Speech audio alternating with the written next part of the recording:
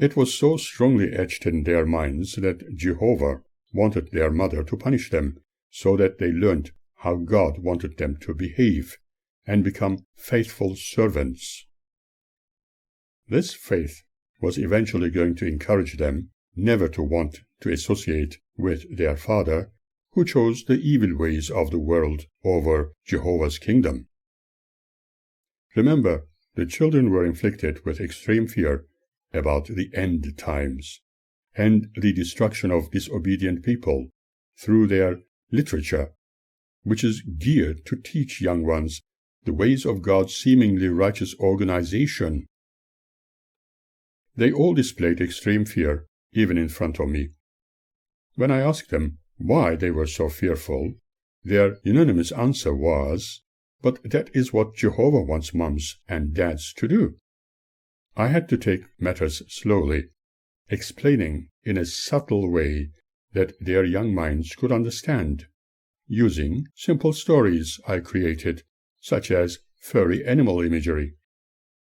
This way I explained a few truths, and that sometimes adults can be very cruel without realizing at times, believing they are doing the right thing because some other people have told them to do so. Here is something I have transcribed from a recorded conversation with my children. Birgit asking me a very clever question. If God is really good, why is he so happy when hurting people? Annette continuing with her inquiry. Yeah, how come God is asking Mom to hurt us? How could I answer something like that? Using my own made-up parables, I explained that some people might have been told wrong things, but they might have believed them to be correct. I preferred them to ask me why their mother was hurting them, but she would punish them severely just for asking, as she incessantly demonstrated by her behavior. During this short period of time, whilst Magda supposedly holidayed, they began to feel freer from the ills they were inflicted with. Perhaps it was wishful thinking on my part. I can never forget what Annette, even at that age, told me. If I would come back to this earth again, I would never come to Jehovah's Witnesses. This was interesting to hear, but also disturbing. Sadly, their young minds were conditioned to hate the world and everything in it.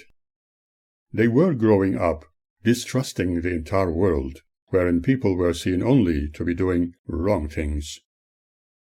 This is where men, like their father, were engaged in evil deeds.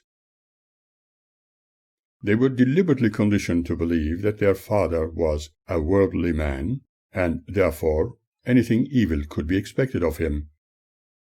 They were conditioned to believe that their father was a very materialistic person, and Jehovah God hated those people because they did not believe in God and did not go house to house. They were conditioned to believe that their father was talking to evil spirits and doing black magic, and so God hated them and was going to punish them in the hellfire or wipe them off. What the children had learned was that this was what all good moms and dads were meant to teach their children. That discipline, boringly I must repeat, mostly contained elements of obedience to Jehovah's rules and hatred towards everything in the world. They showed me their bruises and blue marks, and on close inspection it was clearly evident that they were inflicted to harsh beatings during those disciplinary sessions. They were told that if their father was a proper man, he would do all that disciplining and not leave it all to their mummy, for it was very tiring. Imagine what those simple and still developing minds of the children learned to consider their father as. All the hurts they experienced they also expected to have from me, and therefore became completely withdrawn and fearful. In fact, Magda strictly told them never to tell about their hurts to their father, as he could not understand due to being so thick and ignoramus, and perhaps even punish them. As one can see, there was no sense or logic in this. How could one even consider something like that from me, punishing my children because of their complaints about how they have been hurt? Claude was very young at the time, and not quite able to understand what was going on. During their mother's absence, we had much to work on, but a soupçon of fear remained within my mind. Hopefully, the damage done would have no major effect on their characters in the future. Doubtfully I contemplated that only time would tell. But as the years rolled, time proved me correct. I wanted to give them a chance to be children again. I also hoped I was not doing something terribly wrong by being the way I was towards them. I did not believe in pitting them against the other parent, for both parents are very important in children's lives. I knew that my standpoint was seen as very childish, but I could live with it. However, during the days since that visit by the Judicial Committee, as our marriage deteriorated further, I was keeping away prior to her holidaying. On one hand, to make her realize how it felt without my presence, allegedly being a wicked person, and, on the other, the effect of her total rejection on our relationship, when I was never allowed to get close to her, due to her extreme opposition to the evil I supposedly represented, according to Jehovah's Witness indoctrination. In other words, she was happier without me.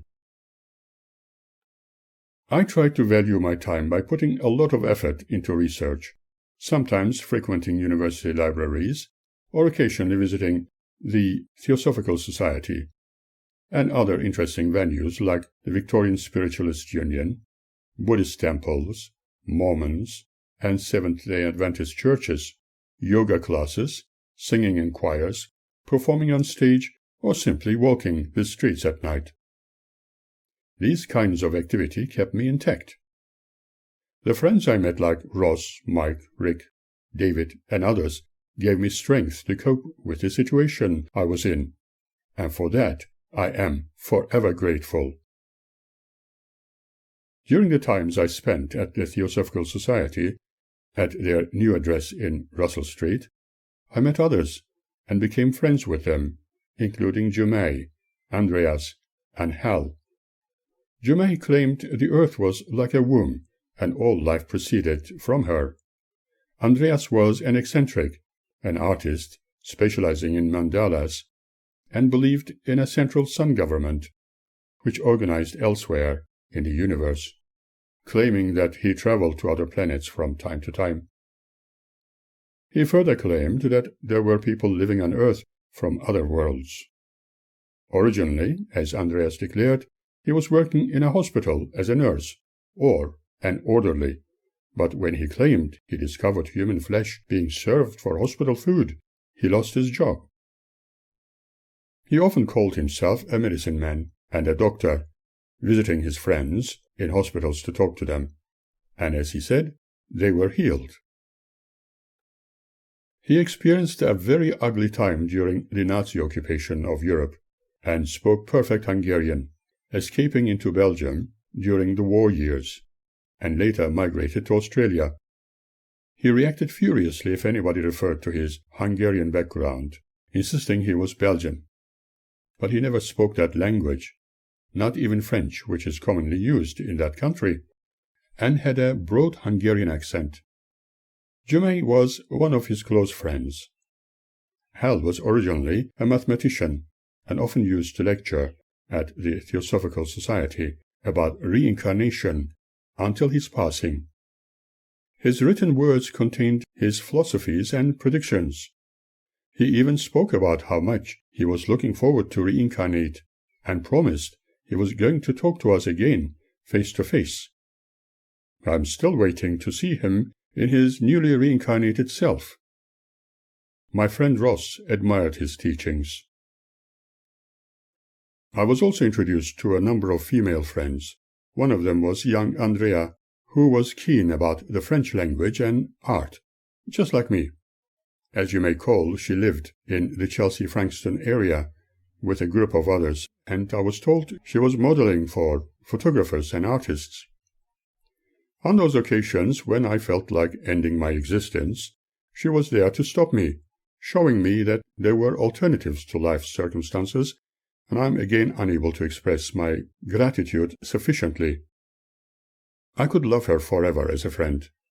She was real, not artificial, and very spiritual, but never dogmatic, full of smiles and never boring. After moving to Elwood, I used to frequent an Italian sweet shop in Glenhuntly Road, close to the ABC television studios, where Christina was employed. She worked in their Radio Australia section and was doing sportscasting for a while. She was familiar with occult sciences and had nice diction. The only relationship I considered was to remain purely as friends, meeting her in the city for a cup of coffee. Interestingly, she believed in magic and witchcraft. I certainly had a wide variety of friends.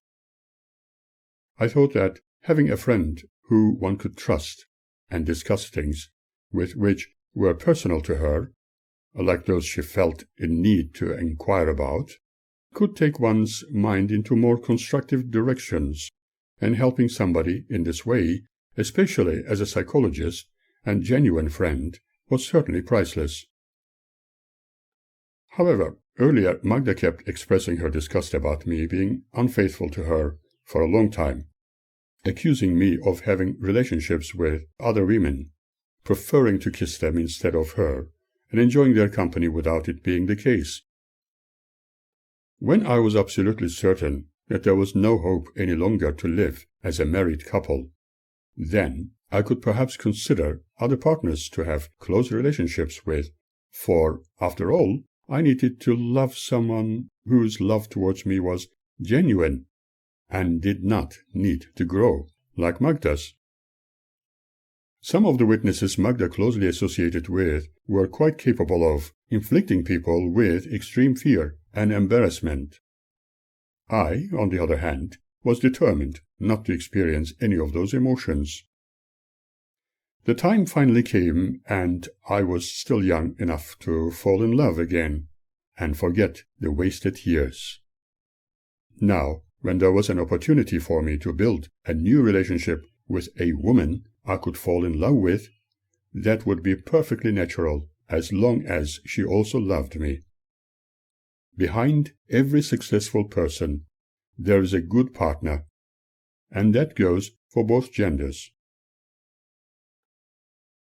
Now I could easily answer my dreamt of first love with affirmatives to her questions of me willing to smell the other flowers in the world.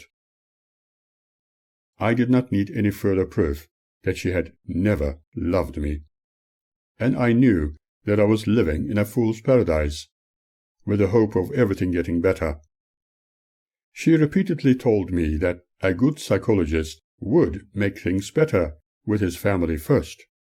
Her ideal was complete dedication to the Jehovah's Witness way of living, wanting me to deny everything I studied and never practice psychology, never have any hobbies, and even abandon my interest in electronics.